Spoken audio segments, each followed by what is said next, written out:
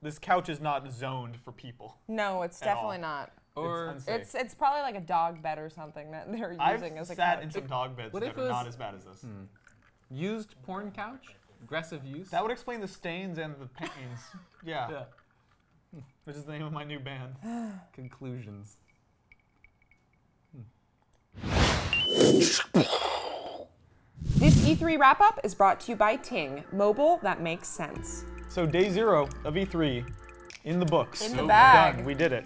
That's all the press conferences except for Nintendo, who I'm still very excited for tomorrow for a variety of reasons. But I guess, I'm pretty pleased with everything I saw think today. I am too. I think Microsoft and Sony, who are probably the two most contentious ones right now, with the most to prove, specifically Microsoft actually. They both kind of slayed, I thought. They both kind of totally killed it and just like showed a shitload of video games, which is exactly what I wanted to see. And I just feel pretty just like, oh, I just had a big old video game feast that I just like how you're like, I'm happy they showed video games. Yeah, I wasn't expecting nice change of pace. It's actually kind of weird though that Microsoft went 100% games and Sony still had that like 20% not games part. They kind of reversed from last year. 20% is generous, I think. But you're right. They did have a couple hardware announcements. I feel like last year, during the console launch, people were a little bit more inclined to be like, who won the press conferences, you know? This year, I mean, naturally you want to do that.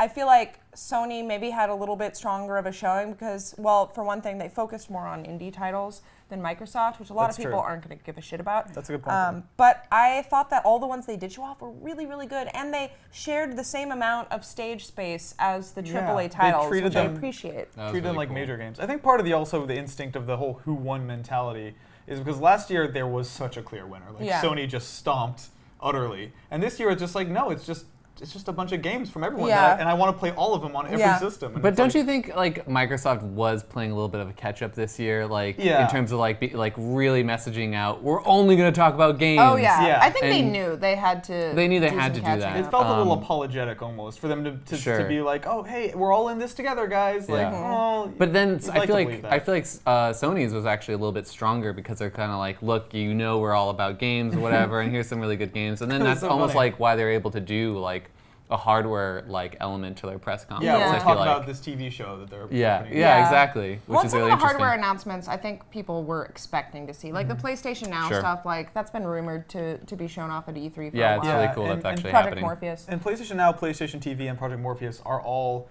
non-game announcements that are in the service of more games in the future. Like those are all other ways for you to play games. Exactly. And so it's you can't really be mad at it. Yeah, it's not like here Netflix, go watch TV. They didn't talk about Hulu or Zudo or Mailbox. Yeah. So what was everyone's like best game? Well, for me, I'm totally surprised by this because I actually expected there to be some other game announced that kind of blew my mind in terms of, I think so.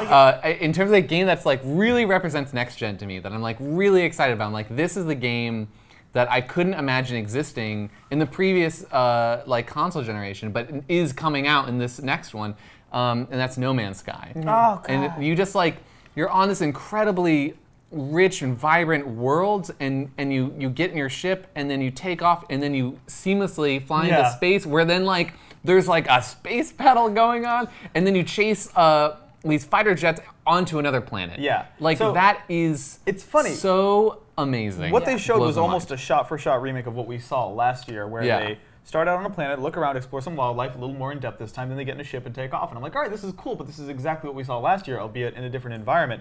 And the twist was that they showed leaving a planet and then getting back on another.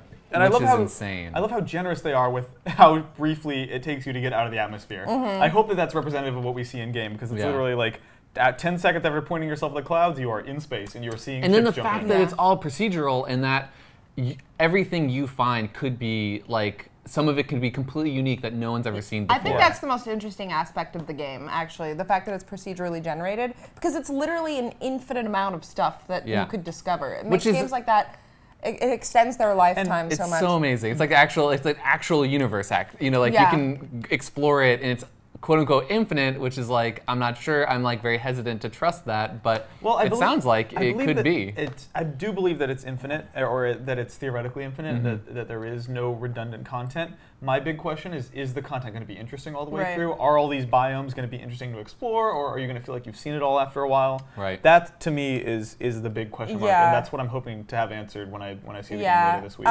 Sean from Hello Games, the guy who introduced that, I just loved his stage presence also. Like, he was just like, you know, so sincere. This was inspired by all the books I read as a kid, of all these places that I wanted to go to, but I never could. It was such a genuine presentation. Totally. I loved it so much. So what was your favorite? My favorite was probably Far Cry 4. No Man's Sky was amazing, and that completely took me by surprise. But Far Cry 4 is a game that I already knew I loved, and this just like took it to the next level. It just confirmed, like, yes, I can have faith in loving this amazing game. Far Cry 3 was so crazy, and I was like, how are they going to improve upon this and get even crazier with it? And it's like, okay, let's go to the Himalayas. You're going to be driving on a mountain cliff. And then you're just going to like hijack a car and drive off of it and then fly off into the distance. You'll jump out the door. No big deal. Wingsuit. You're always wearing it. At all times. Hopefully you start with a wingsuit in this game, because that was one of the best parts of Far Cry 3, although a part that came too late. I think it would have been really easy for them for this gameplay thing to just show off a bunch of story shit that we would pretend to care about but don't actually care about. That's what they did for the first trailer that they showed at Ubisoft's press conference, which I actually, like, I couldn't even be disappointed by that because the villain is so awesome. Yeah, I like him, and I'm interested to see where it goes, but the reason I fell in love with Far Cry 3 was definitely not the story. It was the fact that the moment-to-moment action in that game, that clearing every encampment felt fundamentally different. That every time I approached one of those hideouts, I felt like, oh, there's like 6 or 7 ways I could do this. I could stealth it, I could go in from above, like, there was no shortage of ways to play that game, and it feels to me like a tacit acknowledgement of, we know what you loved about Far Cry 3, here's more of it, but crazier and next gen. Yeah, like, exactly. Awesome. It's exactly what I wanted. What about you? I don't know. There was one game at Microsoft's press conference that looked pretty interesting. They're talking about some old Xbox game that I think they're going to try to reboot or something. It's like, what's it called? Like something about Spooky Ghost? Yeah. Spooky Dirt. It was so funny, man, seeing the Phantom Dust announcement finally happen, because it's like, I felt like I knew that was going to happen, but I felt like I only knew that was going to happen because I'm a crazy person who is so obsessed with this one niche Xbox game that, like, I felt like I saw everything lining up just right. I had so many people tweeting at me during that announcement, being like, what does Nick's face look like right now? I remember a moment. So the main thing I remember, and I love the way they unveiled it too, they showed the stage, and they have Ken Lobb, who you might know as Klobb, which is the gun in GoldenEye that's named after him. They have him up there talking about how he oversaw Killer Instinct, the Killer Instinct remake on Xbox One, and how that was a big success for them. And behind him, gradually, the 5 logos for the 5 different skills, which are kind of like Phantom Dust's version of colors in Magic or different character types in Pokemon. Those 5 different, like, psychic, all those different ones just pop up and the symbols are there, and it's like, no one on the planet who wasn't hardcore obsessed with Phantom Dust would know what that means. So everyone who was watching that press conference who was a crazy person about Phantom Dust, like 3 people in the audience, we knew 30 seconds before everyone else that they were about to unveil Phantom Dust, and it was just like the perfect way to do it. Like, I had a moment of disbelief. I'm pretty sure I yelled out loud, why are they making this game? No one but me wants this. Why are they doing that? Like, I had like a Truman Show reality-breaking moment of like checking for cameras and like, this can't. That's all about this you, Nick. Can't be seemingly. Because why else would there be a new Phantom Dust? So I am going to spend a lot of energy trying to pick away at any more information about it. Well, didn't the creator tweet at you the other day? He did. Yuki Futatsugi, who sadly could not make it to E3, said that he was. He tweeted at us about our video and said, "I want you guys to know I appreciate you a lot." To all the Phantom Dust fans, very and sweet. I just brought a tear to my eye. But yeah, are you seeing that on the show floor this week? I don't know if they're demoing it. I'm going to be talking to the executive producer of the game later at Microsoft Game Studios.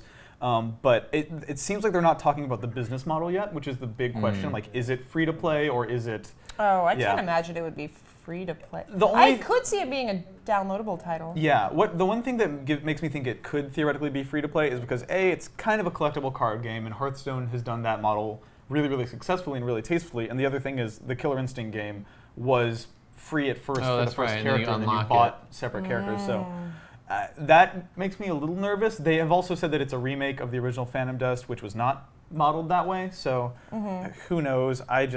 I don't care, man. Yeah. If it could be $1,000 and only available in China. I'll move to China and turn all my money into China money and buy Phantom Dust. That is what I would do for this game. Wow. So looking forward over the next week, you are our intrepid producer, Yes. so you don't have actual appointments to see games. Nope.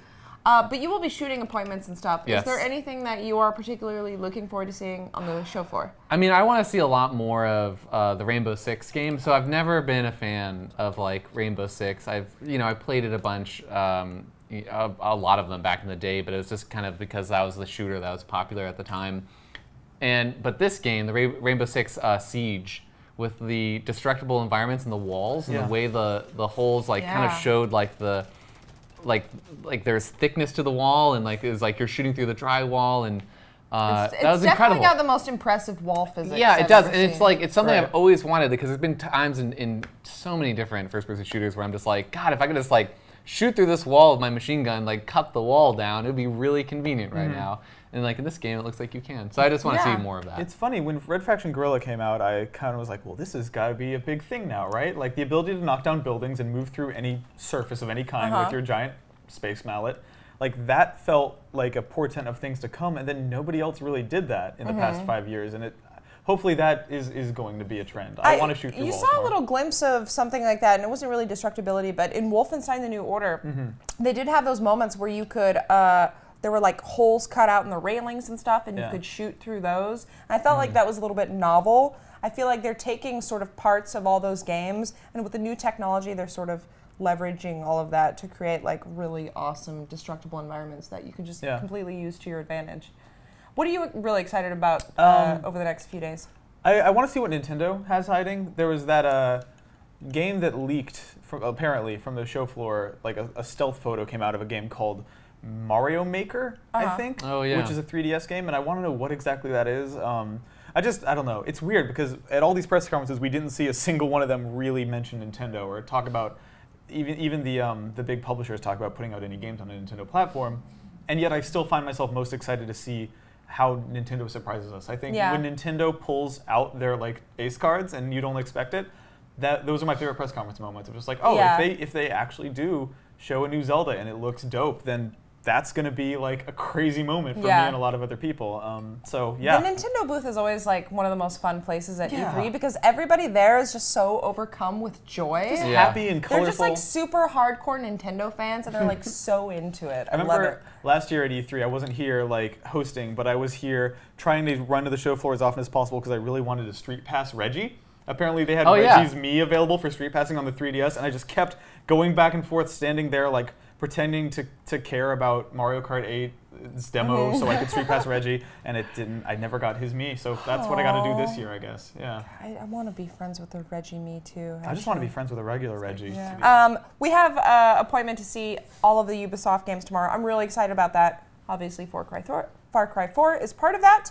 But I'm also really excited to play Borderlands, the pre-sequel, which is, I think, one of the most exciting games for me this year. You are a big Borderlands liker. I do love Borderlands. And really, like, I'm seeing so much good stuff this week. We're seeing Evolve. Dude, that game looks great still. I can't believe it. Evolve looks fantastic. I thought I'd get sick of it by now, like, as they roll out different videos, but God, it looks good.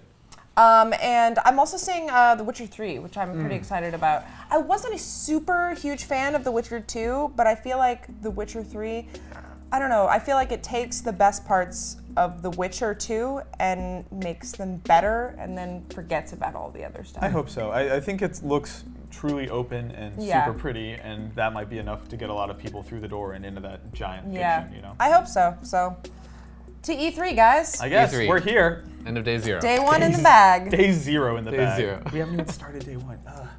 So we are here at E3, and we would be remiss if we did not thank our awesome sponsor, Ting, which puts the power back into your hands when it comes to cell phone service. Yeah, so the idea with Ting is that you only pay for what you use each month. So if you use $0 worth of data, your data bill is 0. If you only send like 500 text messages, that's only $3. It all scales according to how much you're using, which actually ends up saving you a lot of money. Yeah, the average Ting user only pays $21 per month for a device, which is less than a fifth of what I pay total. Yeah. They actually have a savings calculator that shows you how much you would save over the course of 2 years by switching to Ting from your current provider. Currently, I use Verizon Wireless. I pay over $100 a month for my cell phone bill, which is outrageous. And they said that they could save me $600 over 2 years by switching to Ting, which is insane to me. That's a lot of money. That's a video game system and a half. I could buy all of the video games with this money. They've also pointed out that 98% of current mobile users in the United States would save money by switching to Ting, so you have literally no reason not to check and put your bill in the calculator. So if you want to check out the savings calculator and see how much money you would save, just head over to rev3games.ting.com. If you sign up with that link, also you will get $25 off your first monthly bill. So literally nothing to lose here. Yeah, and it supports Rev3 Games. It supports our E3 coverage when you go check out that link. So yeah, rev3games.ting.com. There is literally no reason not to check it out. Nothing to lose.